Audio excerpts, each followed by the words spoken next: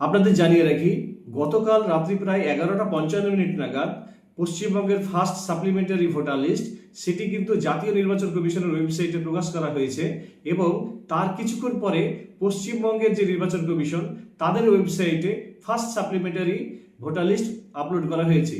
তা সত্ত্বেও অনেকেই কিন্তু সেটি ডাউনলোড করতে পারেননি।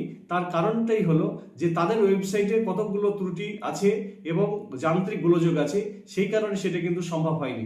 তবে আপনাদের জানাই যে আজকে সকাল 10টার কিছু পরে আপনারা কিন্তু সেই ওয়েবসাইট থেকে সরাসরি ডাউনলোড করে নিতে পারবেন এবং যারা ডাউনলোড করতে পারবেন না তাদের উদ্দেশ্যে জানিয়ে রাখি যে আপনাদের লোকাল যে বিডিও অফিস, এসডিও অফিস এবং ডিএম অফিস সেইখানে সকাল 10টা থেকে তালিকা টাঙিয়ে দেওয়া হবে, আপনারা কিন্তু প্রত্যেকে দেখে নিতে পারবেন।